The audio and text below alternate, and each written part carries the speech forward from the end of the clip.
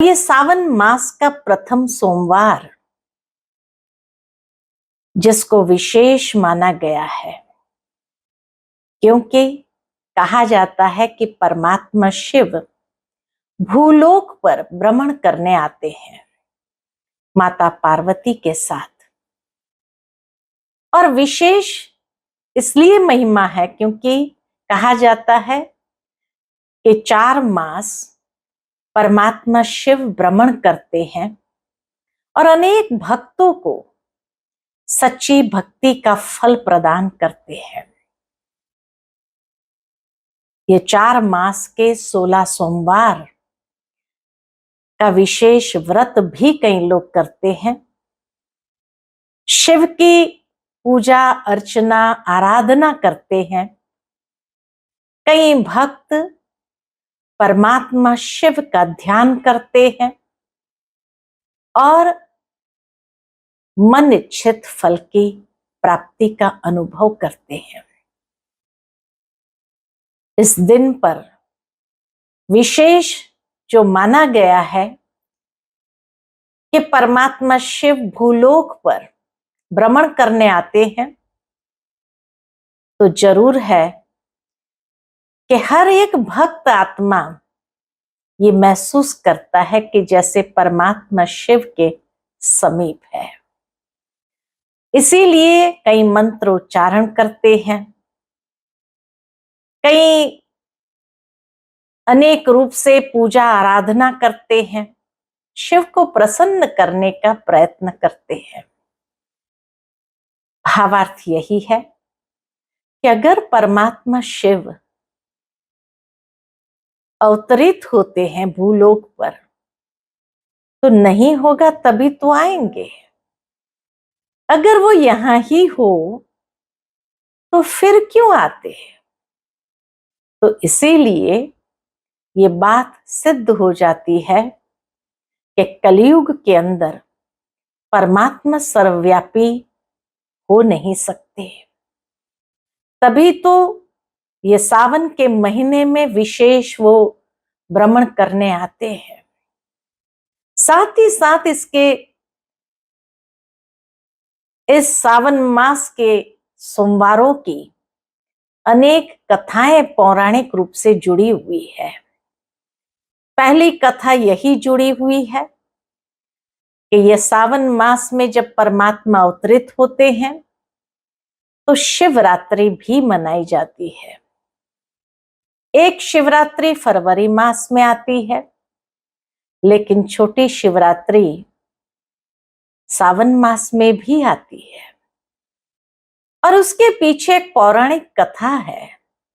कथा यही है कि एक बार एक शिकारी, जिसके पूरे परिवार के अंदर अन्न का दाना नहीं था, उसके बच्चे भूख से तड़प रहे थे, तो शिकारी ने सोचा चलो आज तो मैं शिकार करके ले ही आऊंगा। शिकार करने निकला, सारा दिन जंगल में भटकता रहा। अंत में उसको एक हिरण मिला। जैसे ही हिरण को मारने के लिए उसने निशाना साधा कि हिरण ने उसको निवेदन किया कि हे शिकारी, मैं जरूर आपके साथ चलने के लिए तैयार हूं, लेकिन मेरे बच्चे भी घर में अकेले हैं, इंतजार कर रहे होंगे। उनको मैं खाना पहुंचा के आती हूं, उनसे विदाई लेकर आती हूं, उसके बाद आप मेरा शिकार कर देना। तो शिकारी ने सोचा कि इस तरह से तो हिरण भाग जाएगा, तो कहा ऐसे कैसे मैं तुझे जाने दूं, मेरे बच्चे भी तो भूख से तड़प रहे हैं। तो कहा विश्वास करो। हिरण ने वायदा किया, विश्वास करो मैं जरूर आ जाऊंगा। अब रात हो चुकी थी, तो शिकारी ने सोचा ठीक है, तो उसने हिरण को जाने दिया इसी विश्वास के साथ कि वो वापस आ जाएगी। फिर उसने सोचा ये घना जंगल है, अनेक हिंसक प्राणी हैं, तो नीचे रहूंगा तो कोई ना कोई हिंसक प्राणी का मैं भोजन बन जाऊंगा, तो बेहतर है कि मैं कोई वृक्ष के ऊपर रात बिताऊं। तो वृक्ष के ऊपर चढ़ जाता है और कहा जाता है कि सोचा कि अगर नींद लग गई फिर तो गिर जाऊंगा, तो इससे अच्छा है कि कोई ना कोई विधि अपना करके जागरण करूं। तो उसने उस पेड़ के ऊपर से जो पत्ते थे, पत्ते तोड़ तोड़ करके ओम नमः शिवाय कहते हुए नीचे डालता गया। और कहा जाता है कि उस वृक्ष के नीचे एक मिट्टी का शिवलिंग था और वो पेड़ बेल का पेड़ था। तो बेल पत्र तोड़ तोड़ करके शिवलिंग के ऊपर गिरता गया और ओम नमः शिवाय का जाप चलता रहा। जैसे ही सुबह में हिरण अपने परिवार के साथ आती है तो शिकारी देख करके जैसे नीचे उतरने गया तो कहा जाता कि नीचे जो शिवलिंग था उसमें से शिवजी प्रकट हुए और कहा, मांगो, जो वरदान चाहिए मिल जाएगा। तुमने रात भर मेरी भक्ति की है, क्योंकि एक तो रात्रि का समय था, शिव शिव करता रहा, पत्ते तोड़ तोड़ करके अनायास ही डालता रहा। लेकिन इसीलिए तो शिव को भोलेनाथ कहा जाता है कि बहुत जल्दी प्रसन्न भी हो जाता है। अनजानेपन में की हुई भक्ति, जागरण, भूखा था तो उपवास भी हो गया, रात्रि जागा तो जागरण भी हो गया, पत्ते तोड़ करके डालता गया तो भक्ति भी हो गई। तो जैसे ही शिवजी प्रसन्न हो गए तो कहा जाता हिरण के परिवार को जियादान मिल गया और ये शिकारी को भी उसकी जो मनोकामना थी वो पूर्ण कर दी।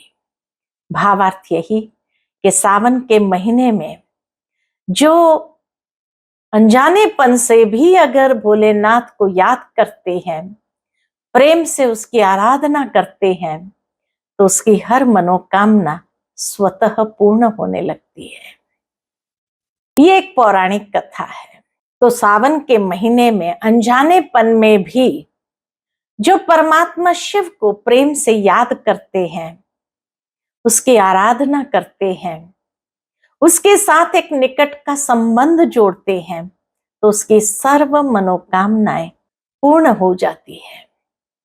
रात्रि जागरण अर्थात ये 24 घंटे के दिन और रात के जागरण की बात नहीं है, लेकिन ये घोर कलयुगी अंधियारी रात अज्ञानता की, इस अज्ञानता की रात्रि में आत्मिक ज्योत को जागृत करना है, ये जागरण हमें करना है।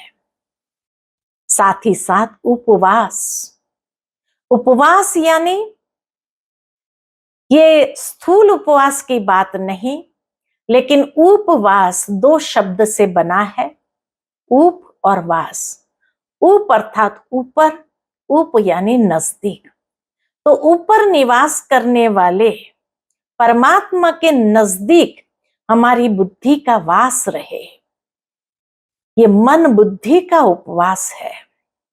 और जो इस तरह का उपवास करते हैं, अर्थात मन और बुद्धि परमात्मा के सानिध्य में वास करती रहे, तो उसका ये गायन है। और साथ ही साथ भक्ति यानी प्रेम से उस परमात्मा को याद करना।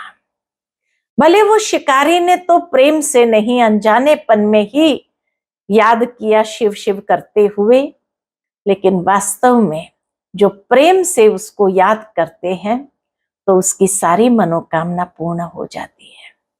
तो इसीलिए जागरण, उपवास और स्नेह भरा संबंध, यही तो भक्ति है।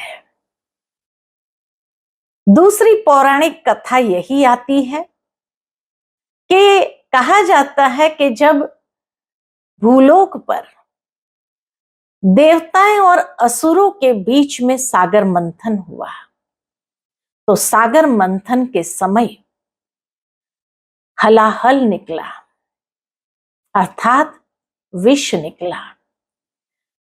उस विष के जो बदबू थी उसके कारण अनेक देवताएं बेशुद्ध होने लगे और गिरने लगे। तब कहा जाता थोड़े से देवताएं बच गए, जिन्होंने सोचा कि शिवजी को ही पुकारना पड़ेगा। शिवजी को पुकारा, आवाहन किया, तो कहा जाता है शिवजी आते हैं और उस हलाहल को स्वीकार कर लेते हैं। इसीलिए उनको नीलकंठेश्वर भी कहते हैं।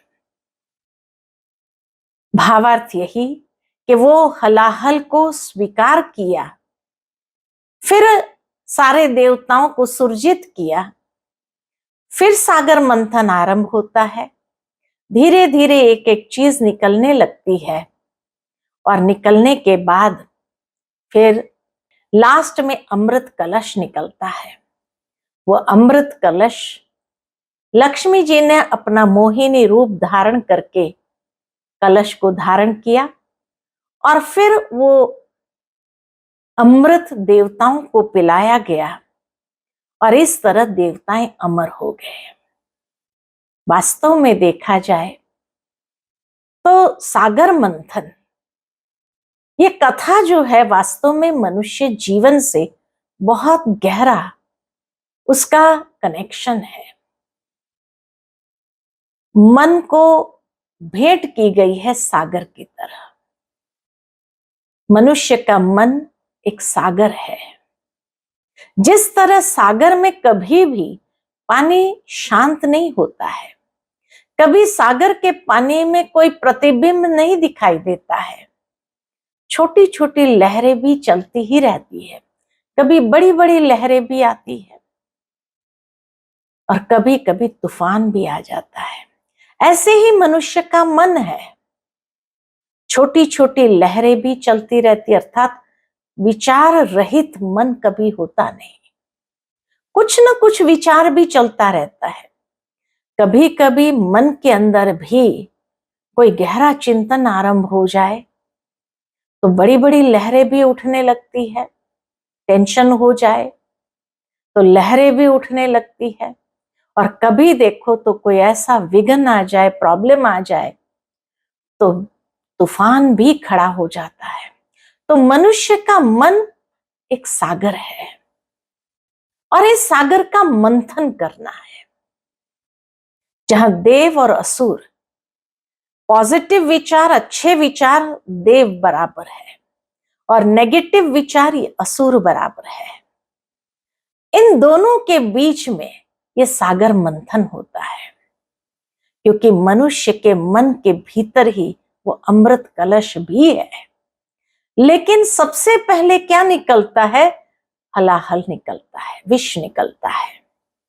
भावार्थ यही कि जो बुरे विचार है वो बुरे विचारों का प्रकोप बढ़ जाता है। मनुष्य वैसे भी अगर देखा जाए कभी भी बैठा होगा, चिंतन कर रहा होगा, धीरे धीरे उसका मन कब नेगेटिविटी की ओर चला जाता है पता ही नहीं चलता है।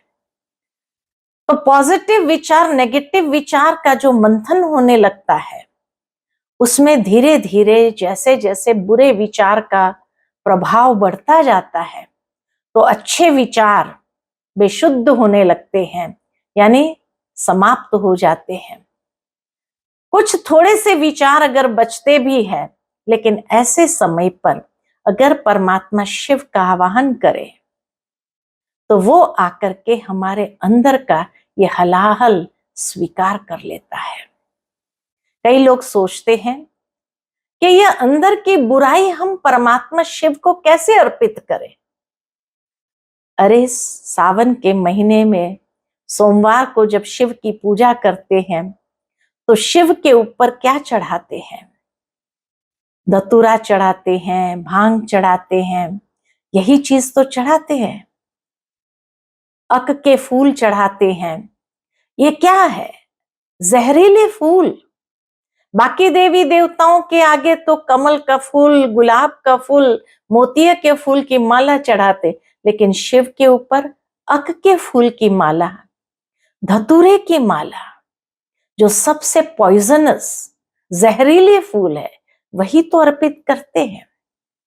वो फूल तो जन्म जन्म अर्पित करते आए, लेकिन वास्तव में अब अंदर की जो बुराई है, जो नेगेटिविटी है, ये धतूरा, ये अक के फूल हमें परमात्मा शिव को अर्पित कर देना है। जिसको वो स्वीकार कर लेता है, लेकिन अर्पित करके तो देखो। और उसके बाद वो अच्छे विचार, पॉजिटिव विचार को सुरजित कर लेते हैं। फिर सागर मंथन आरंभ होता है और धीरे धीरे अपने मन के विचारों के अंदर एक परिवर्तन को अनुभव करते हैं। और उस परिवर्तन के आधार से ही देखा गया कि धीरे धीरे हमारे अंदर से ही वो अमृत कलश भी निकलता है, जिसको लक्ष्मी जी ने धारण किया, अर्थात हमारे सुलक्षण धारण करते हैं। और इसी तरह जो अच्छाई है उसको नर्चर करते हैं उस अमृत से, ज्ञान अमृत से। और ज्ञान अमृत का पान करते हुए अच्छे विचारों को सींचते हैं हम अपने जीवन के अंदर, और उसी से ही ये अच्छाइयां, पॉजिटिविटी अमर हो जाती है और नेगेटिविटी जीवन से समाप्त हो जाती है। ये दूसरी कथा है सागर मंथन की। तीसरी कथा ये भी है कि एक बार कहा जाता है कि नारद जी ने सोचा कि सभी देवी देवताओं की आपस में लड़ाई जरूर होती है, कोई ना कोई बात से भी, लेकिन शिवजी की कभी लड़ाई पार्वती से नहीं होती है। लेकिन कोई ना कोई विधि से देखे तो सही, इनमें लड़ाई होती है या नहीं। तो कहा जाता है कि नारद जी गए, एक बार शिव जी कहीं बाहर गए थे कैलाश से, तो नारद जी वहां पहुंचे तो मां पार्वती वहां थी। और मां पार्वती से कहा कि हे मां पार्वती, आपने अमर कथा कभी सुनी है शिव जी से? मां पार्वती ने कहा, वैसे तो शिव जी कभी कोई बात मुझसे छुपाते नहीं है, लेकिन मैंने ये अमर कथा के बारे में तो कभी सुना ही नहीं। और इस तरह से ये एक बीज बो करके नारद जी वहां से चले गए। कहा जाता है जब शिव जी वापस आए कैलाश पर्वत पर, तो माता पार्वती जी को उदास देखा। राज पूछा गया कि भाई उदासी का कारण क्या है? तो बताया कि आपने मेरे से अमर कथा क्यों छुपाई? तो शिव जी ने कहा, ठीक है, हम आपको अमर कथा भी सुना देते हैं, लेकिन यह अमर कथा पूर्ण जागृत रूप से सुननी होगी। आप अमर कथा सुनते हुए निद्रा अवस्था में नहीं जाना। और उसके लिए जैसे जैसे मैं कथा सुनाता जाऊं, आप सुनते हो, तो उस समय आप हुंकार जरूर करना। हाँ जी, हाँ जी, ये हुंकार जरूर करना। मां पार्वती ने कहा, ठीक है। और इस तरह से कहा जाता है कि शिवजी ने अमर कथा सुनाना आरंभ किया, लेकिन बीच में मां पार्वती को नींद आ गई। और कहा जाता कि वहां पर कोई तो था जो हुंकार कर रहा था। शिवजी को लगा पार्वती जी सुन रहे हैं, लेकिन लास्ट में जब आंखें खोली और देखा पार्वती जी तो नींद में है, तो उस समय उनको कहा, इसीलिए मैं कथा सुनाता नहीं था आपको, क्योंकि मुझे पता था आप निद्रा अवस्था में चले जाएंगे। भावार्थ यही कि परमात्मा शिव जब इस संसार में भूलोक पर अवतरित होते हैं, तो हम सभी बच्चों को अमर कथा सुनाते हैं, जिस अमर कथा से अमरत्व को प्राप्त करते हैं।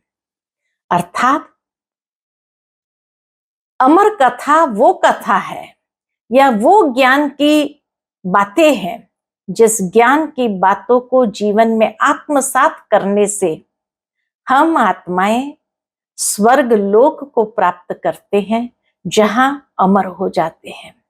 अर्थात अमर का मतलब ये नहीं कि कभी मरते नहीं हैं, लेकिन अमरत्व अर्थात वो ज्ञान की बातें हमारे संस्कारों में, हमारे जीवन में स्थायी हो जाती, अविनाशी हो जाती है। तो इसलिए वो अमर कथा जब परमात्मा सुनाते हैं तो पार्वती यानी इस भूलोक से पार वतन में निवास करने वाली पार्वतियां, आत्माएं, तो सभी आत्माएं नहीं सुनती है।